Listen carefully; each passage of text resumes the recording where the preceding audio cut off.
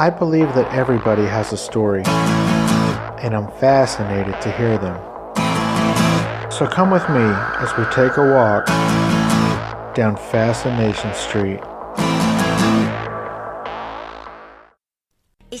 From the darker side of director Paul Feig comes the new psychological thriller, A Simple Favor, in theaters now. A few weeks ago, I met Emily, this wonderful, elegant person. Our sons brought us together, actually. Come here, little dude. Can me and Miles have a play date today? You drink? Does your kid drink? Maybe? I mean, it's never too early to start teaching I them. think you're joking, but great. J'adore mon poisson rouge. Every time we do this, I feel so high tone. Want to trade confessions? No. Come on. What's the wildest thing you've ever done?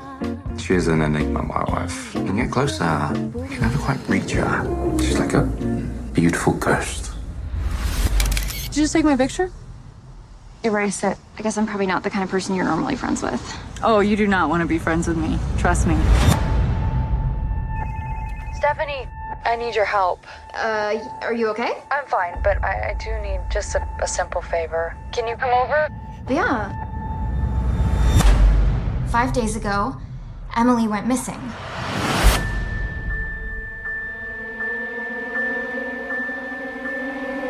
I'll warn you, you go poking around in her past, you're gonna find something that is terrifying. She was not a normal person like you or me. I've never seen such a beautiful girl want to be so invisible.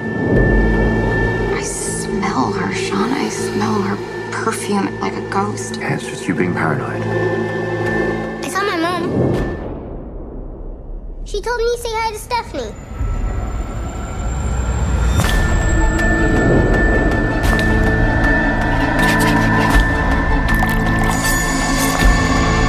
Were you aware that he took out an extra $4 million life insurance policy on Emily before she disappeared? People do terrible things for their own reasons. He thought you knew more than you were letting on.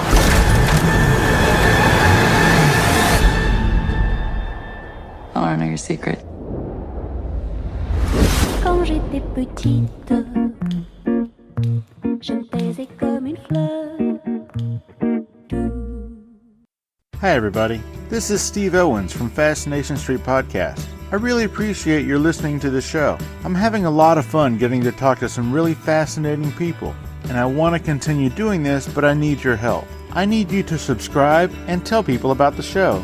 But the biggest thing you can do to help me is to rate and review the show on iTunes or wherever you listen through.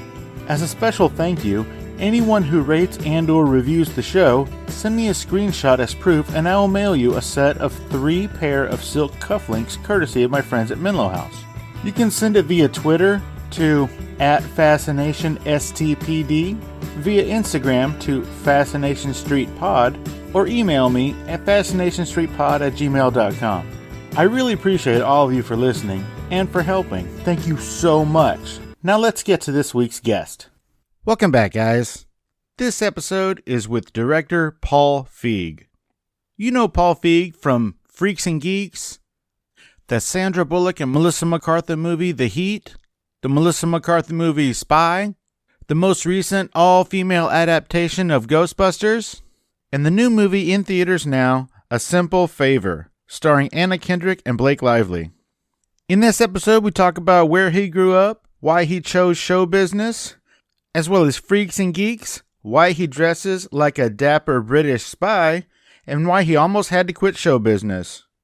Of course, we talk about the Joel McHale Show with Joel McHale, which Paul executive produces for Netflix, and the new Hitchcockian thriller, A Simple Favor, in theaters now. Enjoy, guys. This is Paul Feig. Yeah, talk to me, yeah.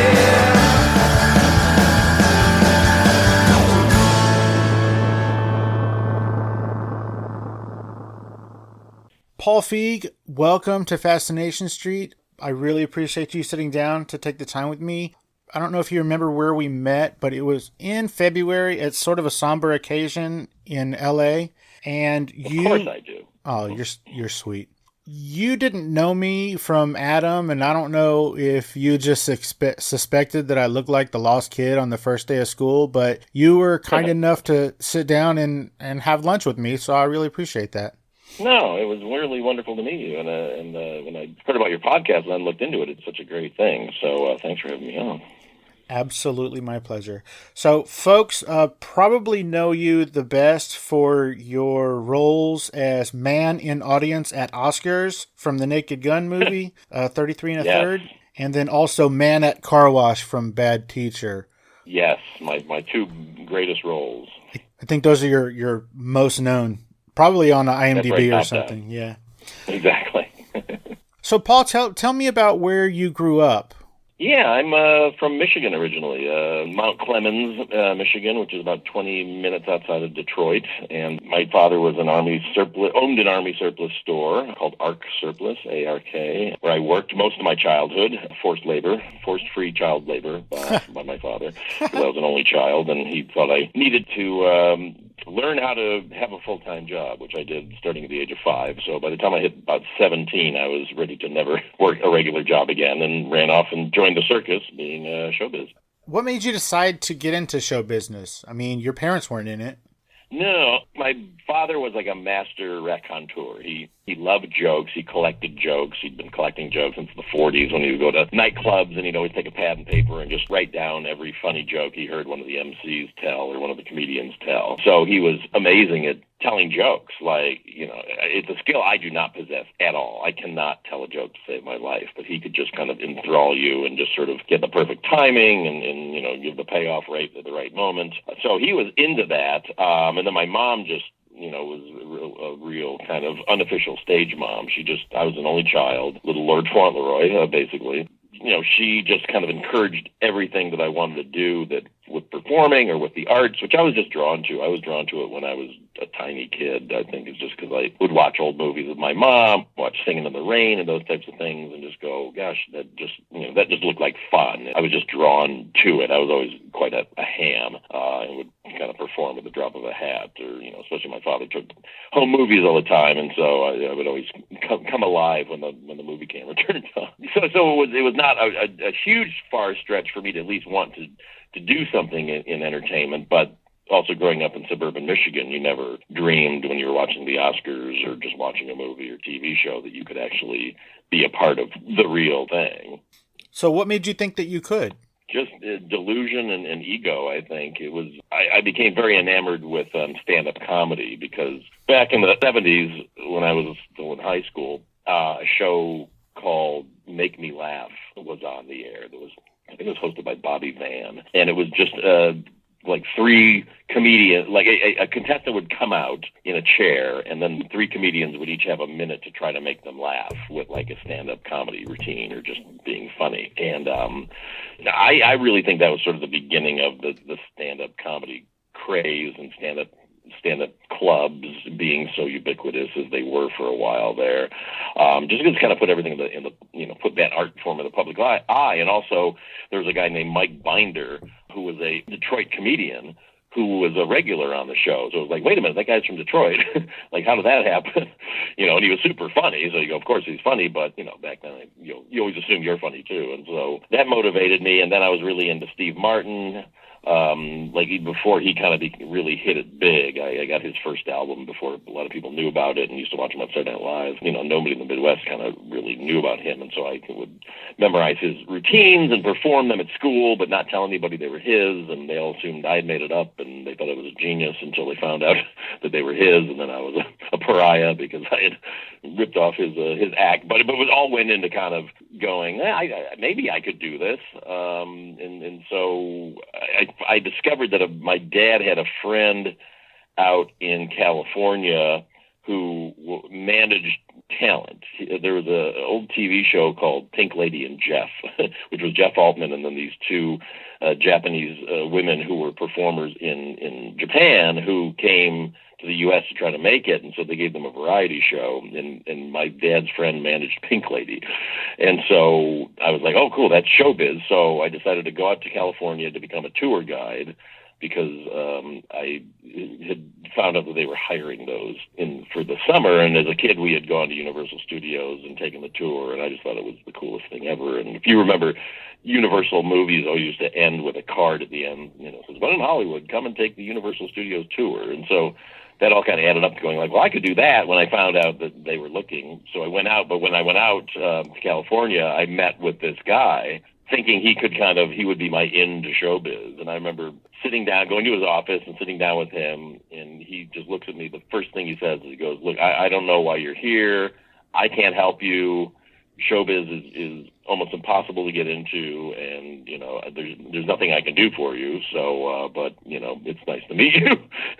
And it was sobering, but it also was kind of this gauntlet that was thrown of like, all right, well, you know what? Let's just see what we can do. And then I just started doing stand-up comedy, and I found out about USC Film School, and I applied to USC Film School and went there, and kind of figured I was going to be, then I really wanted to be Woody Allen. I thought it'd be really fun to kind of perform, star in your own movies and write and direct them and do the whole thing. And so I think that's why I went to film school to try to pursue that, and then just kind of kept going from there.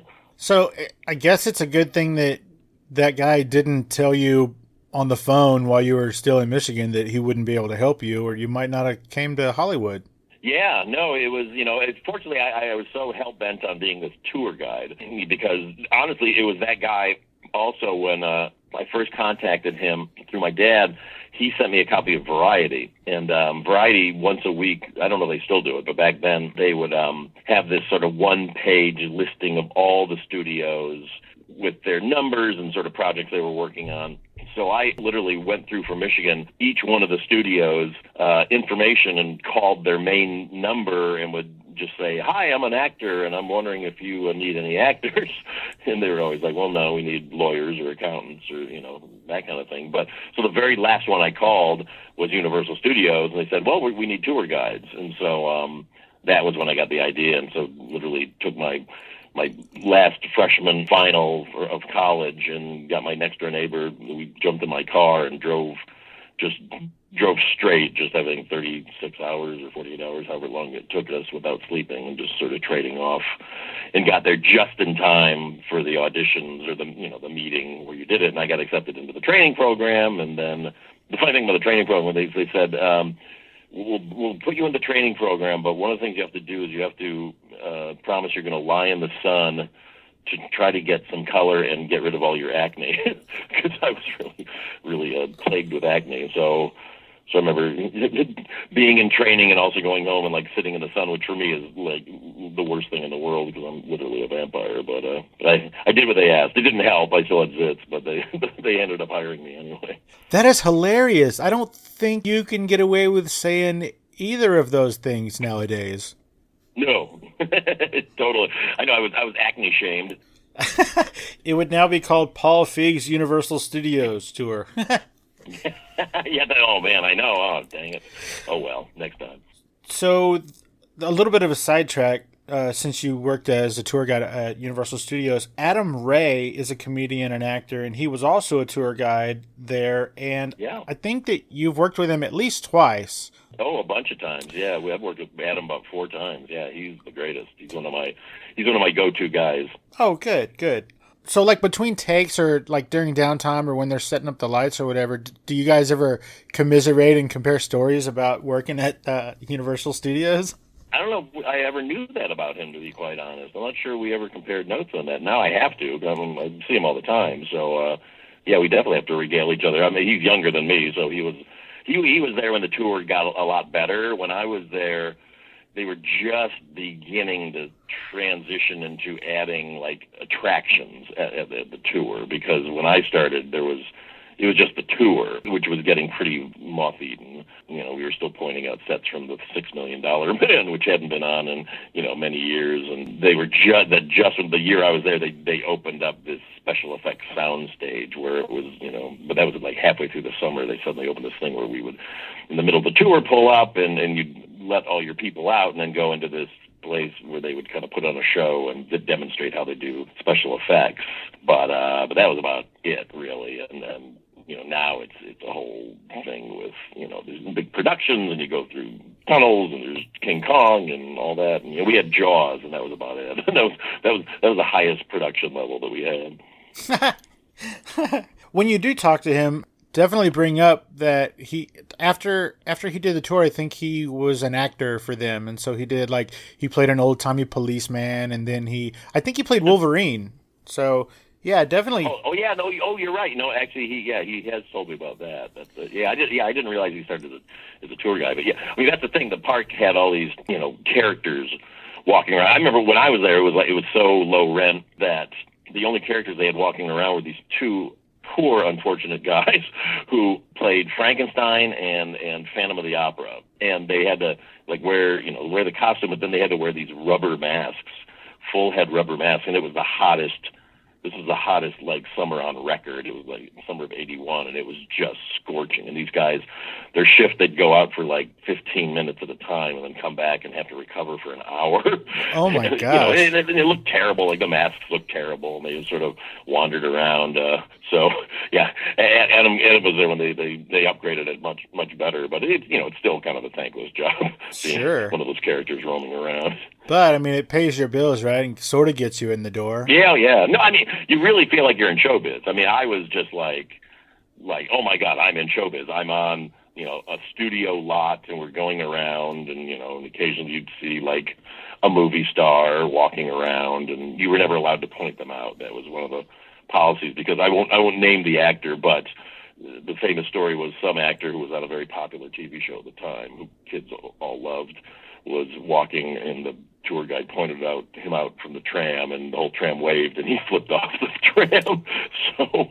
So we were told not to engage. Wow, that was before the internet for sure. Lovely, right? Yeah. Or we'd all already know who that is. Could be many people. Yeah, no kidding. Well, that has not been my experience. I've been to LA a couple of times, and I have met some wildly famous people, yourself included, and everybody has been so sweet and kind. It's not at all what I expected. Yeah, and that's the industry standard. I mean, most people are just so happy to be working and really care about their fans. There's always an outlier here or there, but yeah, in general, people, we realize how lucky we are.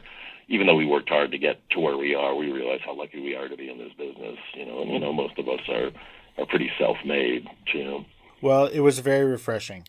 So, I heard a story about, I want to call it the ranch. Was that a thing? Tell me about that. Yeah, the ranch was when I was a stand-up comedian, because I was a tour guide in '81, and then I ended up going to USC Film School from '82 to '85, really, because it took an extra half year to graduate, and then. But I was still trying to become a stand-up comedian at that point, so would kind of go to the clubs and all that. And then once I graduated, went full-time as a stand-up comedian and kind of made my living at it. But during that, there was a club downtown LA called the Variety Arts Club, which was in the basement of this building called the Variety Arts Club, which was sort of a place that old entertainers would hang out, but they put on shows upstairs. It was a very cool place, and it had a giant theater that they'd do concerts in and all that.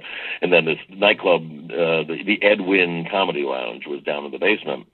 It was very cool. It had all kinds of old movie memorabilia, and there was the stage was this drum that Ann Miller had tap danced on in some movies. So it was very cool. And so I became a regular there, and through that, I met these guys called the Higgins Boys and Gruber, who are now Steve Higgins, who runs SNL with Lorne Michaels, and then Dave Gruber Allen, who was Mr. Rosso on Freaks and Geeks. You'd know him if you see him, big, tall, long-haired guy, really funny. And then Dave Higgins, who was Steve's brother, who was a regular on Ellen's sitcom, and he's been a character actor for a long time.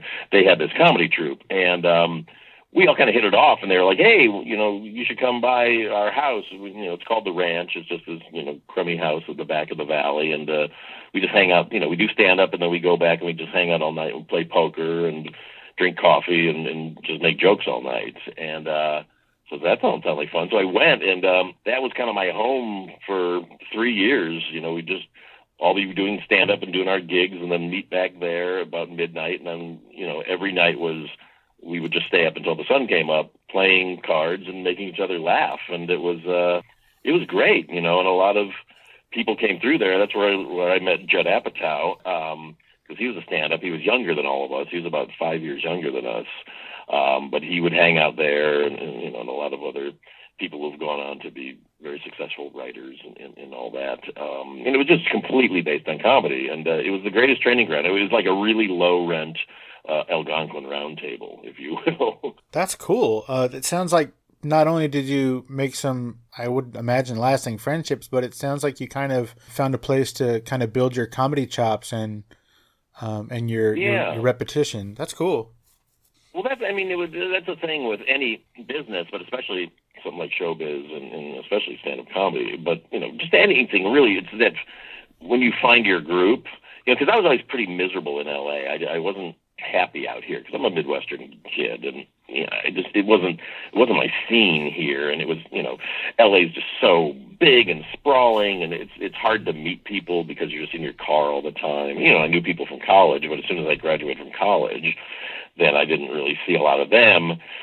So, and I was working a job. I was a script reader for Michael Phillips, who produced like Taxi Driver and The Sting and Close Encounters and those movies. And so I did an internship with him my last summer before I graduated. And then once I graduated, they brought me back on and hired me full time. But I just wasn't happy, really. I mean, they were very nice. I just felt out of place. And so once I kind of met these guys and got my stand-up family, then I started to go, okay, I actually like LA because I have a reason to be here, and I have a kind of a de facto family, and so it's just so important to always kind of find like-minded people who, whether they end up helping your career or being part of your career or not, you still just kind of, you learn from them, and you also, it's just a way to go, oh, there's other people in the same boat I am. We're all kind of struggling in our own way. We are a support group, and we support each other and kind of root for each other and also just get to bounce ideas off each other and sometimes get inspired by each other for various reasons, whether it's just somebody encourages you or you see somebody doing something that you go, oh, I shouldn't do that. And you learn through negative reinforcement sometimes, but it's just great to kind of have a group. And so whatever business you're going into, it's really good to just kind of find your support group. So the ranch days, or the days at the ranch, was that before or after you were in a band with Josh Weinstein, who now goes by J. Elvis Weinstein? That was way before. Josh, I met. I was a huge Mystery Science Theater fan, and Josh was the original voice of Tom Servo, and he was also the original one of the original Mad Doctors with Trace Beaulieu. But then he left after the first season, and then he ended up coming out here, and he was friends with a friend of mine. And so when I met him, I was just like his biggest fan because he was Tom Servo on my favorite show.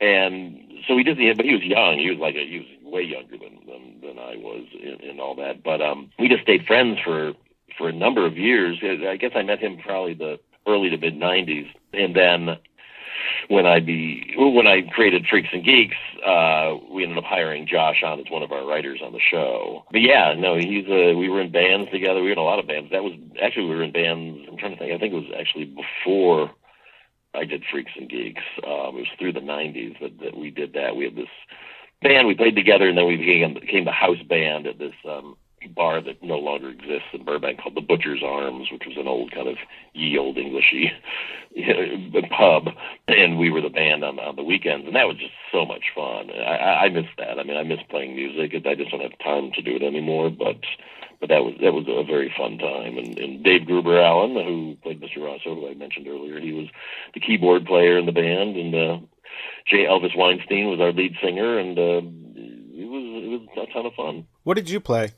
I played drums.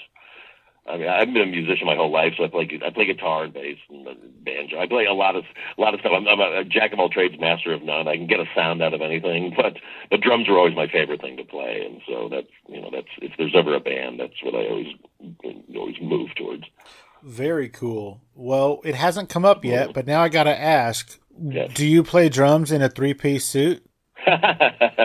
No, I didn't back then. I was when I was in my bands, I was much more into vintage bowling shirts. I would just scour thrift stores and everything and find these, because there was some beautiful old bowling shirts from the 50s that were hand embroidered and stuff. So that was definitely my look back then. And because I'd been into suits when I was a kid and as a teenager. And then as I kind of got out of high school and moved into college, I started dressing down a bit more just to try to be cool. But I always, it was always planted in my head that I loved dressing in suits and ties and all that. And so it was really after we did Freaks and Geeks, when that was finished, that I decided to go back to wearing suits and ties all the time, just because I was taking meetings. And I just hated being in meetings wearing jeans and a T-shirt and feeling like the artist, the one with no power in the room. So I was like, screw it, I'm gonna dress like them. And then, ironically, the minute I started dressing like them, meaning all the studio executives and producers, they all suddenly decided they were going to wear jeans and T-shirts. So the whole power shift, the dynamic shifted, and suddenly I looked like I was, the kid who was going to church wearing my suit, and they were all dressed, cool, casual. But I just thought, you know what, I actually like the way I look in the suit better than I like the way that you guys look dressed in jeans and a T-shirt when you're successful professionals and you're middle-aged, and, who are we trying to fool? We're not teenagers, so let's dress like adults. Yeah, you hear that, Mark Cuban? Yeah, see, yeah. Look at how it's held him back. So, just so that I got this straight, in high school you were super pale, you had bad acne, and you wore suits to school?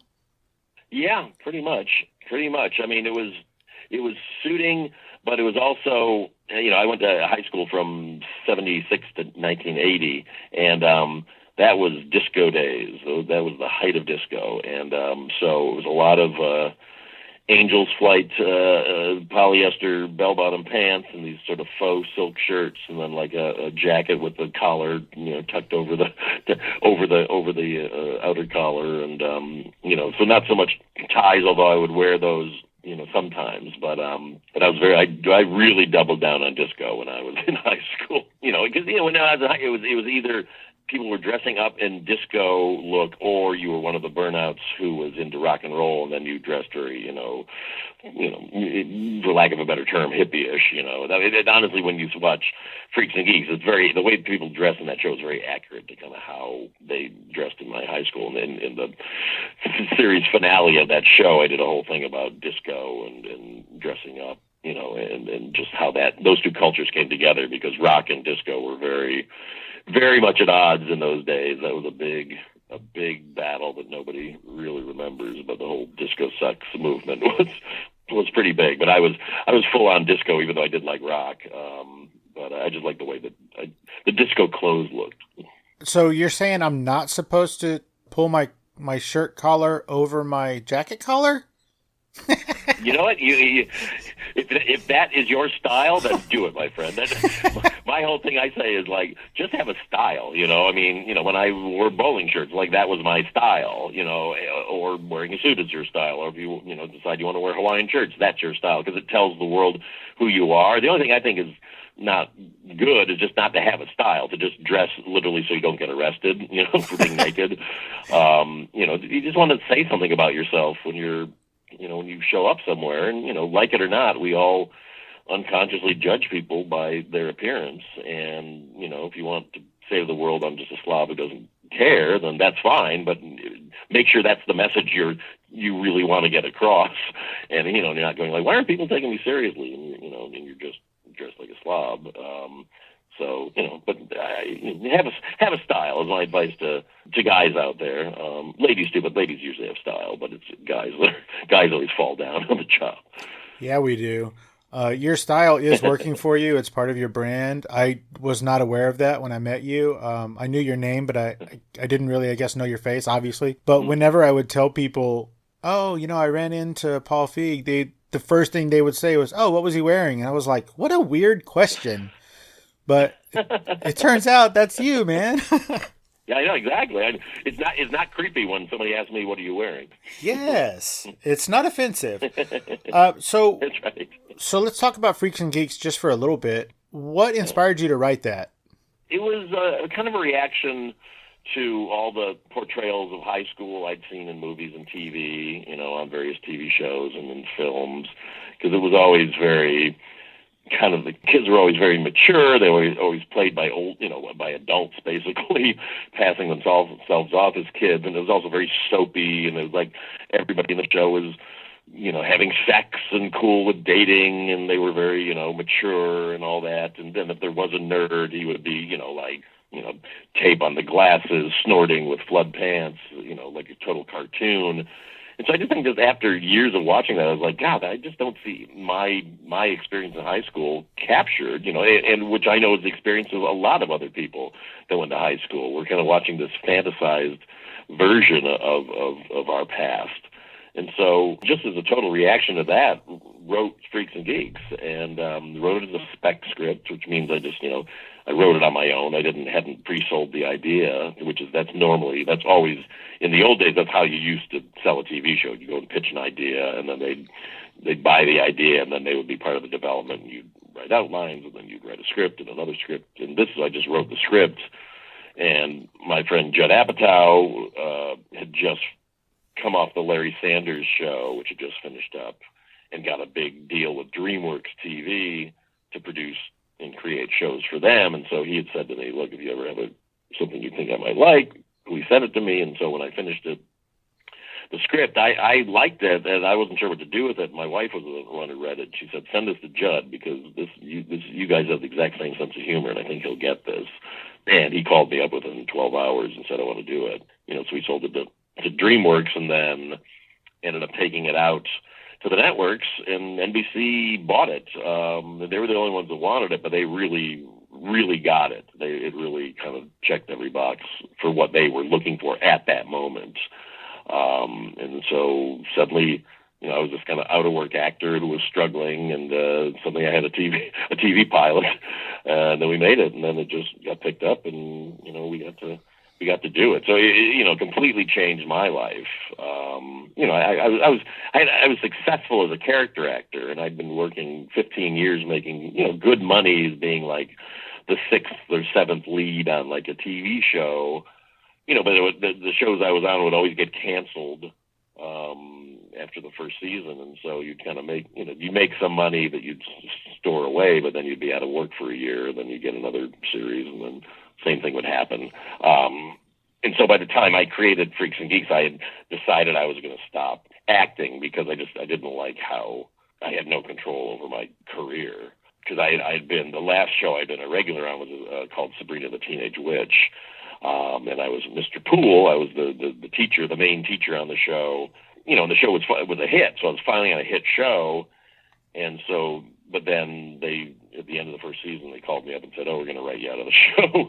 We don't know how to write for your character anymore. And it was just like, so, that was the final straw of like, God, you can actually get a hit show, and then they still can write you out, and you don't have any recourse or anything. So that's when I just tried to, was trying to get movies made and all that. And fortunately, in the middle of that, I decided to write Freaks and Geeks, and it got made and did well for me. I mean, the show didn't do well, and it got canceled. Didn't even make it a full season, but it was critically acclaimed and got a nice loyal following. And then fortunately, it's just kind of lived on since then, and people still watch it, which is amazing. It's what you always hope will happen when you do a TV show. But we were on back, we were 99, 2000, and that was back in the days where if you got canceled, you were just gone. But fortunately, people were just starting to get interested in putting out TV series on DVD, which we did. It took 4 years to get a deal to do it, because everybody who wanted to do it didn't want to pay our music rights, and so we would have had to replace all the music in the show, which I refused to do, because we wrote those episodes specifically to a lot of those songs, and so that would be like cutting a character out. But fortunately, Shout Factory eventually came forward and said they wanted to pay for the music rights, and they did. And I think they've made a fortune off of it, because it's just sold, and it's still out there. Well, do you get a taste of those DVD sales? Not really. Nice. Not much. Awesome. It's a labor of love. So I think you got nominated for an Emmy for writing the pilot, right? Yeah, I got nominated for a writing Emmy for writing the pilot, and then I also the next year got nominated for a writing Emmy for writing the series finale. So yeah, we got nominated twice. Didn't win. We got beat by Malcolm in the Middle both times. So when you got the nomination for the pilot, were you just like, "Oh my gosh, this is amazing! I'm the greatest"? And then, oh yeah, I mean it was like the biggest thing that had ever happened to me. I couldn't believe it, because a year prior I was a struggling actor who I'd really hit the rocks right before I wrote Freaks and Geeks, because when I was coming off of my first and only season on Sabrina the Teenage Witch, again, it was a hit, so I had money, and I'd written this feature-length independent film that I wanted to shoot, that I could shoot for just the amount of money that I'd made that year. So I took all that money and I invested it in this movie, made this movie, and then they called me up after I'd spent all my money and said they weren't going to bring me back to the show. So then I had bankrupted the family, basically, and then proceeded to not be able to get that movie into any film festivals, into anything. So literally that year I was going like, I'm going to have to just quit the business and just get a real job and work at a bookstore or something. And then fortunately, when I wrote that pilot, it got picked up. It was tough going. So to suddenly get nominated for an Emmy was just, I don't think I can ever relay the feeling of just finally kind of having some success in the business that you've been struggling so hard in trying to be in. So that was fantastic. And then the funny thing was, when I got nominated for the second year, the show had been canceled and was just dead. But what happened was, in order to qualify for an Emmy, your series has to have aired at least 6 episodes in the qualification time. And when they canceled Freaks and Geeks, we had aired 12, but then there were 6 episodes that hadn't aired yet. And so over the course of the next year, NBC would just kind of burn them off. Like one night they just did our last 3 episodes in a row on a Saturday night and just played them off, and the other ones they would just kind of drop in around. So, when I was sitting there and got the application for the Emmys, I saw that it needed 6 episodes. I was like, wait a minute. So I looked back and went like, oh, you know what? Actually, we just aired 6 episodes. So it's like, okay, I'm going to submit it. But, normally when you submit for an Emmy or whatever, they do a big ad campaign and for your consideration, and they take all these ads out in magazines and in Variety and the Hollywood Reporter, which they did our first season when we were still on the air. But this year, I just put in the application and didn't do anything, but it was on the ballot. And so that was even the bigger shock when suddenly I got nominated for that one, when the show had just been completely forgotten and written off by the network. So I think that was when I almost fainted when I got nominated for that. And that was such a big validation, and again, we didn't win, but just to have been invited to the Emmys 2 years in a row was really something special.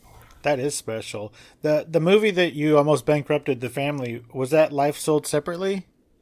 Yes, it was, which still cannot be seen anywhere except in my house, if I can find a copy of it. But someday I may or may not put it out. I mean, it's definitely a first film, and I star in it, so you got that to deal with too, which is not necessarily a good thing. But Penn Jillette from Penn and Teller is one of the stars, and he's great in it. He every once in a while will tell me that that's his favorite role he's ever played. So maybe we'll put it out one of these days, but it definitely comes with a lot of caveats because it's not the world's best movie, but it's pretty fun.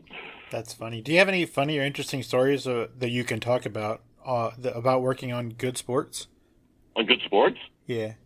Oh God, yeah, that was that was with Ryan O'Neal and Farrah Fawcett, and I had been like a recurring character on the last season of It's Gary Shandling Show, which was his original Showtime show, which was such a funny show.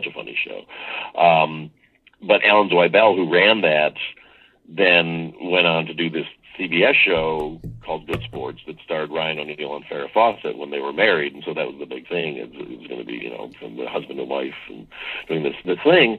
And, it was fun, but it was just a different situation. I mean, Ryan O'Neal was, I don't know if he trusted the show or not. He was a little, it was weird. But Farrah Fawcett was very, very sweet. She was really, really nice. But it was just a very odd time. There was actually somebody did a behind the music or something. A True Hollywood story about it, and I did some interview on it. I'm not gossipy in that way, but it was just a weird, a very weird time. Ryan O'Neal was a little all over the place. I think he has that reputation, so that makes sense. Yeah, but the thing was, he starred in What's Up, Doc, which is one of my most influential movies of my past. I mean, I saw that movie like 9 times in the theater when you actually had to go to the theater and buy a ticket to watch something 9 times. And so it was a real thrill to get to work with him because he was such my hero from that movie. And he was nice. He was nice. He was just kind of, some days he'd be really grumpy and other days he'd be really, really great and friendly. So, but I'd never worked with a big movie star before. So that was, an eye-opening experience. Well, it sounds like it made an impact on you, both with your career and with how you treat the people who you come into contact with. Because I've never heard a bad thing about you, and again, my experience with you was, super awesome. So, thanks, Ryan O'Neal. Yeah, exactly. Well, you know what it is? I mean, it's more that.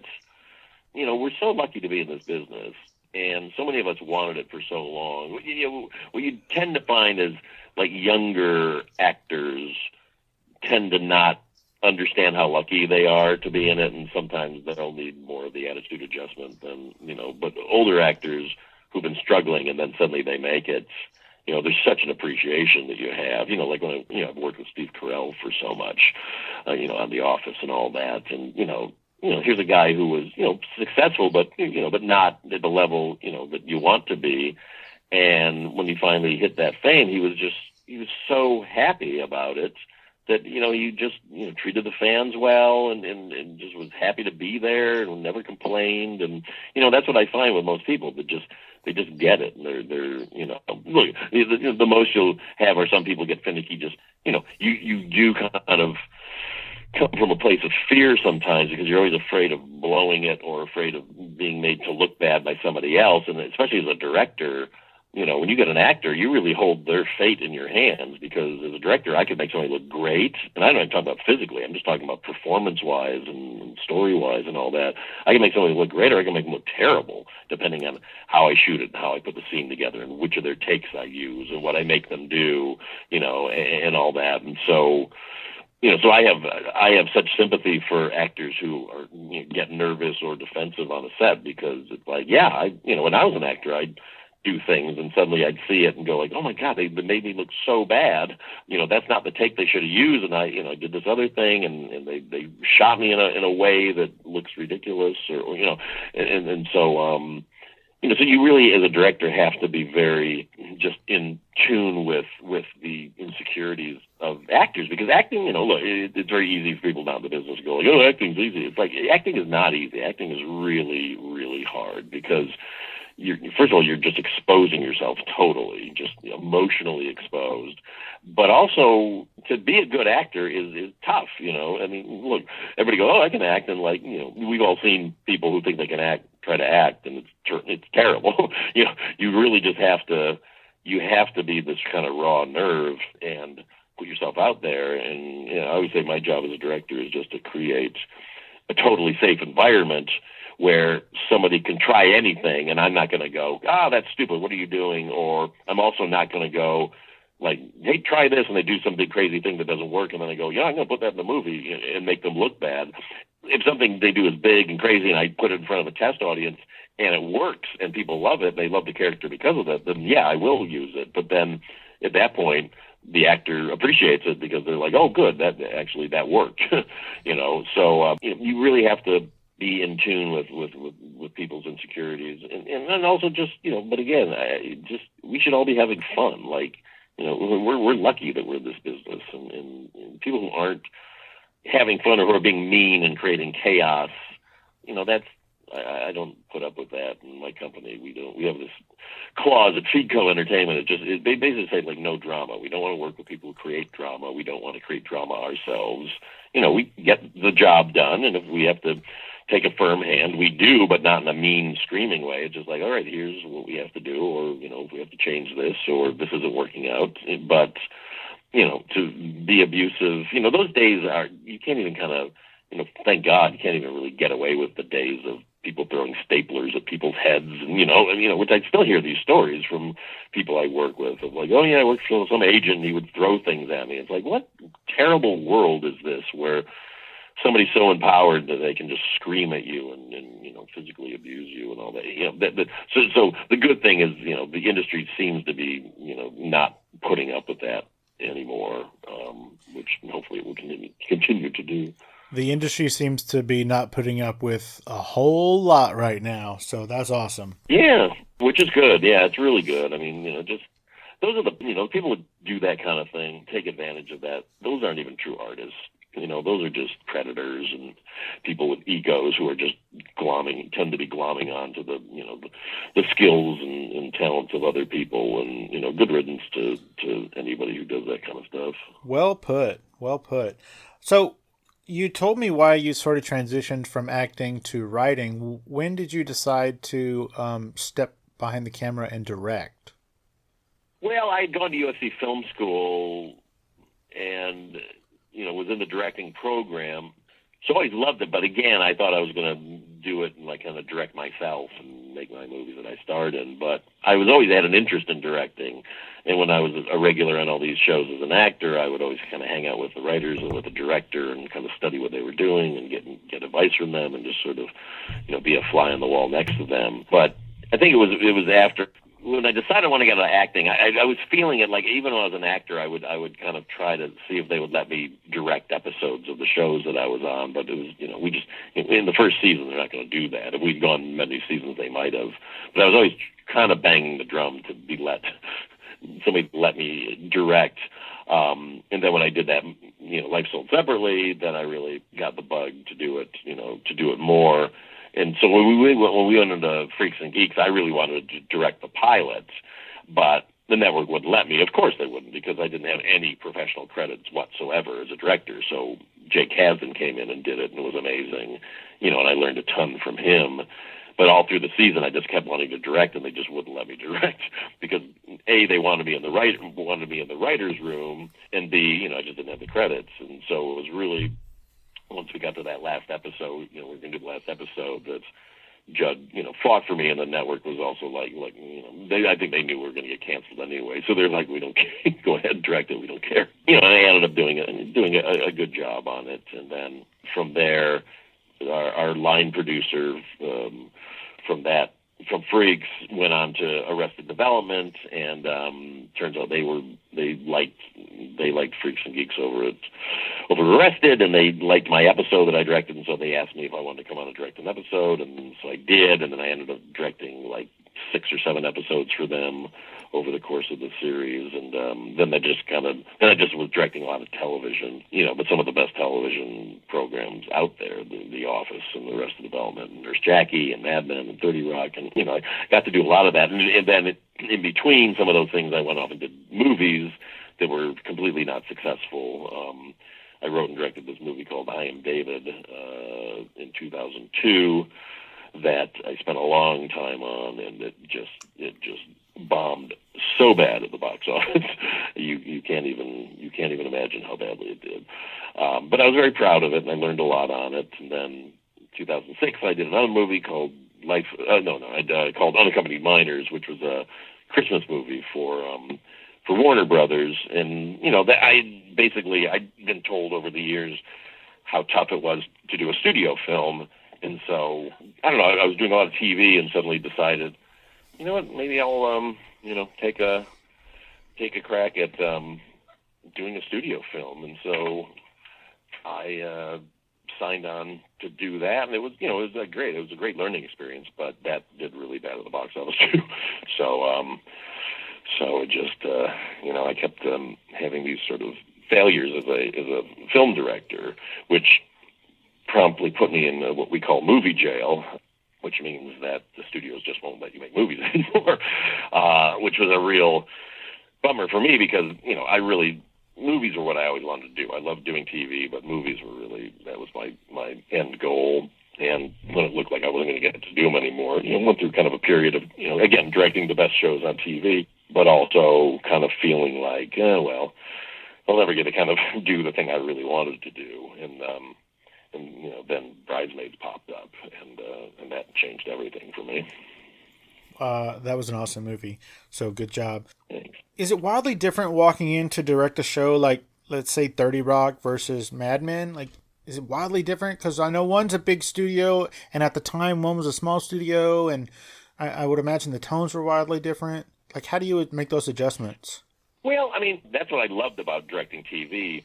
Was it was better than film school because one week you're doing a comedy, you're doing a documentary style comedy like The Office, which it has you learn the language of that, of how you shoot that with the handheld cameras and where do you put the cameras and shoot it in a way that they would a real documentary or a real reality show. And then the next week you're on a very stylized show like Mad Men, where they have a specific look they want. But when I was when we did Freaks and Geeks. I was tough on our directors because, again, when you're running the show and you created the show, you have a style you want for it. And you go like, I want it to look like this. I want it to look like movies from the 70s, and so had a very specific language, visual language I wanted for that show. And we'd have really good directors come in, but their whole goal was to kind of make it look different and make it look like a movie and do all this kind of fancy camera work with it. And it's just not what I wanted. And so, we would always, I was kind of crack down on them and say, no, you got to shoot it like this. Don't shoot that because I won't use it. So I learned a lot on that, and being like, when you come onto a show as a director and it's not your show, you are in service of the showrunner, the person running the show.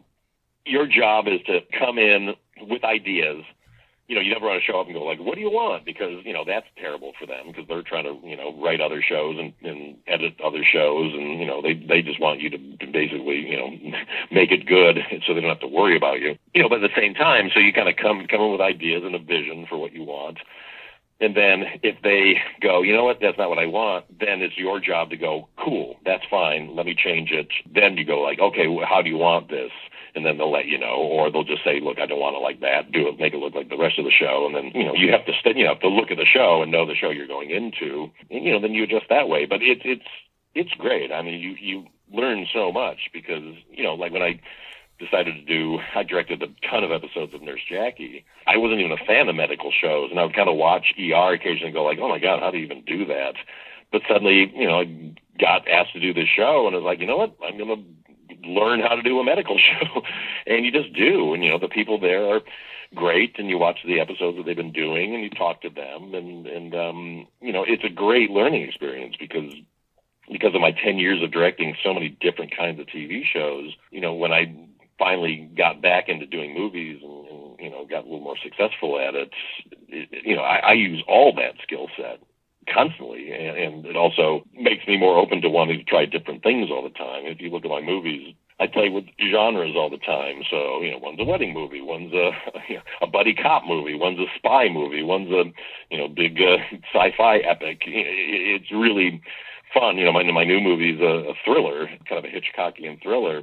So I think that kind of comes from the TV world of going like, oh, I want to try this week, or let's, to change things up and not just make kind of the same type of movie all the time. I think you are executive producer for the Joel McHale Show with Joel McHale. How's that going, or how did it go? Well, it's great. We finished our first 13, which we put out weekly, and now for this next batch for the summer, they wanted us to do it more in a binge style, which is the Netflix way. But they're very supportive of the show, and we've been getting a great audience for it. And so we're in the middle right now of putting together 6 episodes that then we'll put out in July, so you can watch all 6 in a row if you want. But it's been so much fun. I mean, my wife and I were just the world's biggest Soup fans, which I don't know if you remember that show, but it was, that was Joel McHale had that show on E! For 12 years, and it used to be Talk Soup back when it was Greg Kinnear and then John Henson and all these other people that used to host it. But I always thought that Joel was just the the absolute funniest one doing it. I liked his touch on it and his sense of humor. And so when that show got canceled a few years ago, I just made it my life's mission to get that show back on the air just because I missed it so much. And then, I ran into KP Anderson, who executive produced The Soup.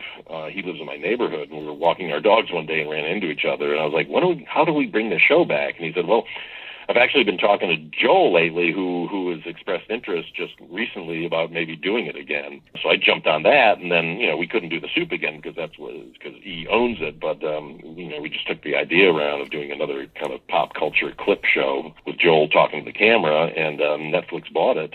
And then, we were back on the air, and it's been so much fun to work on. It's like a dream come true for me. And then, they let me do really stupid bits on the show, which I think they take great pleasure in trying to figure out what is the most humiliating thing they can have me do. And I'm always happy to do it. So there you go. Well, I'm glad it's going well. It sounds like it was something that you really wanted to do, and you got to do it, and it's going well. That's awesome. This episode is going to come out around mid-September-ish. So Can you tell me about the movie that's about to come out? It's called A Simple Favor. Mm-hmm. Tell me about that. Yeah, I'm so excited about this movie. It's a thriller. Since I always kind of like to look for different genres to play with, for years I've been wanting to do kind of like a Hitchcockian thriller that has a lot of twists and turns and is kind of dark but also fun, because I love those old Hitchcock movies because they're tense and they're dramatic and they get very dark, but there's a lot of laughs in them too. He's got funny characters in them and funny side characters and really kind of fun dynamics in the middle of all the darkness. So this movie the script was sent to us to produce. And because the people who sent it to us said, we're not sure if this is a comedy or a drama because it's so crazy. And I read it and was like, oh my gosh, I so get how to do this that I want to direct it on top of produce it. And so we came on board and I did it. And it's Anna Kendrick and Blake Lively and an amazingly talented newcomer called Henry Golding, who just starred in Crazy Rich Asians that came out in August. And it's a dark thriller, but it's fun. It's a very fun thriller. Anna Kendrick's character is this sort of nerdy mom who has a mom vlog where she gives advice to other moms, and she's sort of the joke of the neighborhood. But then she befriends Blake Lively's character, who's this very cool mom who works in the fashion industry, and they become friends because their 5-year-olds are best friends. And then Blake Lively's character keeps having Anna Kendrick's character pick up her kid and watch her kid because she has to work late.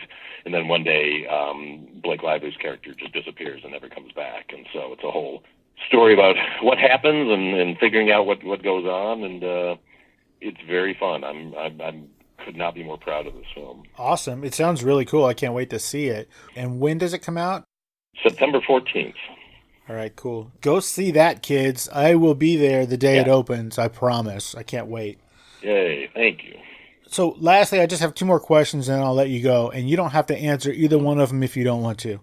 The first one is we were talking, when I met you, about some art that you have. Do you want to talk about those couple of pieces and why you have them? Yes, I own 2 portraits of Bob Hope that both belong to him. One of them is of a young Bob Hope. It's from 1945.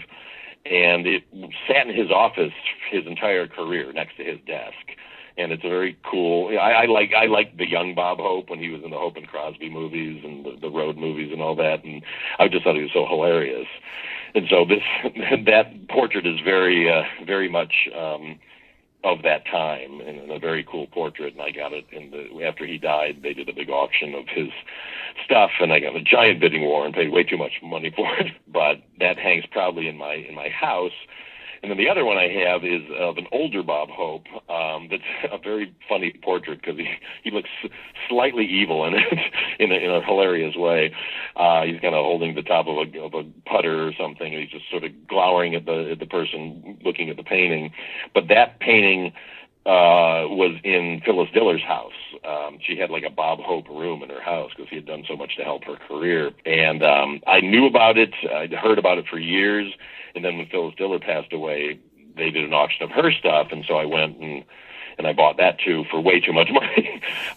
But now I have that, and that's in the head of our conference room in my offices of my company. And so whenever we have a conference, Bob Hope glowers down at everybody at the table and makes sure that there's no nonsense. That's really sweet. One of my favorite parts of those old road movies was, I think towards the end of the movie, Bing and Bob are walking down the street or whatever, and Frank Sinatra and Dean Martin just happen to be like sitting there or walking by or something, and Bob says to Bing, he says, "Hey, look, it's the twig and the grape," and that just killed me. That floored me. I know. I love that, all that kind of inside stuff and breaking the fourth wall. I mean, that's why I think that the Deadpool movies are so funny, because they're like the really violent versions of the road movies. That's true. That is true. Have you ever come across one of Frank Sinatra's paintings that he actually painted? I've seen them, but no, I have never found one that was for sale. But that would be very cool to own a Sinatra. I'd also would like to own a Red Skelton, so I have to start collecting paintings from famous people. That'd be awesome. You've seen a Frank Sinatra painting in person? Yeah. I think it was like at a restaurant in Palm Springs or something. What? Yeah, I forget where it was, but I know I saw it because it was like somebody's like, "Hey, that's a Sinatra." I was like, "What?" Wow. I cannot remember for the life of me where it was, but that's really cool. I'm a big Sinatra fan. I consider myself a Francophile. Nice. Well done. Thank you. And he, it was before he died, his company or a company turned some of his paintings into neckties, and I have a couple of those neckties, and they're really beautiful. Oh yeah. So very cool. You know, actually, we have in our wine cellar a really cheap bottle of champagne that they took one of his paintings, or he designed something for, and it's this bottle, you know, painted with a Frank Sinatra design. I mean, it was literally like a $5 bottle of champagne, but now maybe it's worth a fortune. You know? Oh, that's awesome. I have a Frank Sinatra Merlot, so that's cool. Oh, there you go. Yes, nice. And so, lastly, what are you wearing? How dare you, sir? Hold on. Let me say it differently. Hey, Paul, what are you wearing? I knew it was going to get creepy. I knew it. You know, right now I'm wearing an Isaiah 1.5 breast suit in a beautiful kind of a red window pane, and one of their ties is sort of a purple reddish tie. And I've got these crazy fancy slippers that were given to me as a gift many years ago. They have my initials on them that are kind of a blue velvet. So there you go. Very, very fancy, very high end, lounging in the house look. Very dapper. How many hats do you have? I got a lot of hats. I love hats. I collect bowler hats. I've got a lot of Panamas. I got a lot of I just got a ton. I mean, I've probably got my collection of good hats, not including just, you know, baseball caps that people have given me that I wear when I work out. But I probably got about 20 or 30 really nice hats. I just bought a bunch of really nice Hamburgs, which I love that look. It's kind of like a higher crown, and you don't break the brim down at all, and it's a very kind of old-timey look. But I just got a bunch of those in London. So yeah, I love my hats. Very cool. Do you keep them on hooks or in boxes or in cubby holes? No, they're kind of up on shelves. I have them up on shelves so they're sitting out where I can see them all, and pull them down and use them when need be. Nice. I want to thank you so much for your time. I know you're busy. I'm going to let you go, but real quick, will you tell everybody where they can find you on social media and if you have a website? Yeah, you can just find me. I'm at Paul Feig, Paulfeig, on Twitter, and on Instagram, I'm Paul Feig. And same thing, Paulfeig. I was an early adopter, so I got my name without any numbers after it. Very cool. And is there a website for A Simple Favor? So our website is a simplefavor.movie. Okay. Simplefavor.movie. You can also follow us on Facebook at A Simple Favor Movie, or on Twitter at A Simple Favor. Awesome. And as always, scroll down to the show notes, and there will be all of those social media tags and those website links. Paul, is there anything that I didn't cover or ask you that you wanted to address or talk about? I don't know. I feel like I talked incessantly and never shut up. So I think your audience probably has had about enough of me as they could take right now. Hilarious. Paul, thank you so much. I really appreciate your time. Have a great rest of your day, and don't step in anything gross in those lovely shoes. Thank you, Stephen. I appreciate that. And same to you, my friend. I really appreciate it. It's great talking to you. Hey, you have a great day, man. Thanks again. Bye. You too. Cheers. Hey guys, it's Steve Owens here. I want to tell you a little story. My wife is in Evanston, Wyoming on temporary assignment. Since she's away from her cuddly teddy bear, myself, getting to sleep at night has been a little difficult. But luckily she found a product at a local store made by Inhale Health called electronic melatonin. Inhale Health presents a disposable vape pen that introduces melatonin directly into your bloodstream. Inhalation allows melatonin to be absorbed instantaneously, providing faster effects than possible through tablets or beverages. With just a few puffs each night before bed, a good night's sleep is just a breath away. My wife actually used this product and it did work. She was able to get restful night's sleep finally after so long. So when she was telling me about it, I told her to bring me one the next time she came home. I used it and I also loved it. It's not easy to get to sleep when your wife is 3,000 miles away. Each vape pen comes preloaded with 400 breaths, which is roughly a 1-month supply, and is already charged. You don't need to refill it. You don't need to recharge it. When you're done, simply throw it in the recycle bin and order another one. My wife and I love this product so much that I actually reached out to the company and asked them to sponsor my show. And they agreed. So here's what they're going to do. Every one of my listeners who goes to inhalehealth.com and orders any of their 7 different vape pen products is going to get a 10% discount plus free shipping when you put in the promo code FSP as in Fascination Street Podcast. So there it is, guys. That's inhalehealth.com, 10% off any of their 7 products, free shipping. Promo code FSP. So give it a shot. You'll be glad you did. And hey guys, you're welcome. Opening music is the song Magnolia from the 2014 album Intransigence, used with permission from Douglas Miles Clark. Closing music is Apollo from the 2001 album Into the Known by the band Sapphire. Thanks for hanging out with us and getting to know a little bit about our guest. We'll see you next time on Fascination Street.